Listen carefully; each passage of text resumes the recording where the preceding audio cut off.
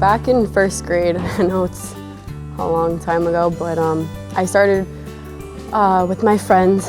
They asked if we wanted to start a lemonade stand, and for Hurricane Katrina, which had just occurred, and it was devastating. And so we actually created a lemonade stand and thought that it was just going to be for fun, and we wound up raising, I think, over $600 for Hurricane Katrina. And at the time we were young and we were like, wow, that's the biggest number I've ever seen.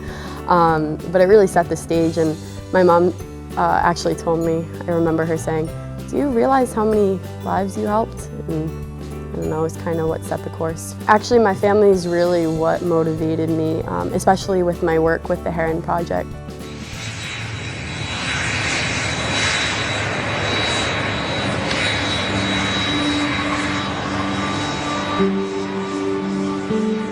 I think this is a big day for each and every one of you, whether you know it yet or not.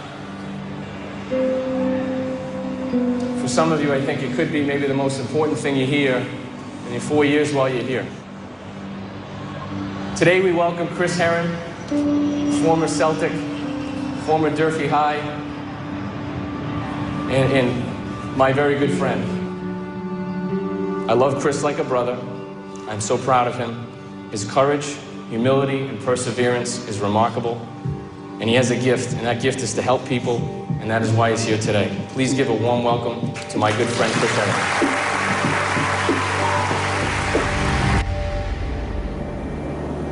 A former high school basketball star is in trouble with the law. Chris Heron made a name for himself at Durfee High School in Fall River before playing at Fresno State and going pro. On Friday, Heron was arrested in Portsmouth on drug charges. Investigators claim heroin residue was found in his car. I remember getting called to assemblies like this to listen to some 35-year-old man talk to me about substance abuse. And I remember saying to myself, this is a joke. Why am I here? I'll never be that guy. Big-time basketball players, been in Rolling Stone magazine, Sports Illustrated, NBA, Boston Celtics, Denver Nuggets, and I'm on a street corner hawking jewelry. I've had 4 overdoses. I have 7 felonies on my record. The only thing I remember is glass hitting me and a police officer grabbing me. They found me 2 miles away, overdosed in my vehicle, crashed on the side of the road. When I came through, I was in handcuffs, in the back of an ambulance, on my way to the hospital, and then on my way to jail. He said, homeboy, you've been dead for 30 seconds.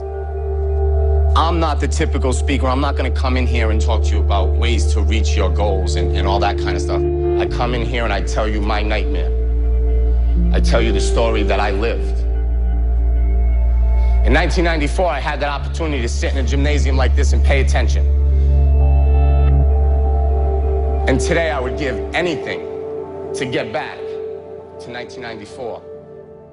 My dad grew up with Chris, who started the Heron Project, and eventually my family became touched by substance abuse, and that's really what made me want to begin work with the Heron Project. Linnea has been involved with the Heron Project over the last 4 years, and she has been a real inspiration to many people on our team, really spearheading the Project Purple initiative amongst her peers at LaSalle High School, but also really taking the time to reach out to people who are struggling, which is not something that you normally see from kids in high school, and really has a big heart in wanting to help others.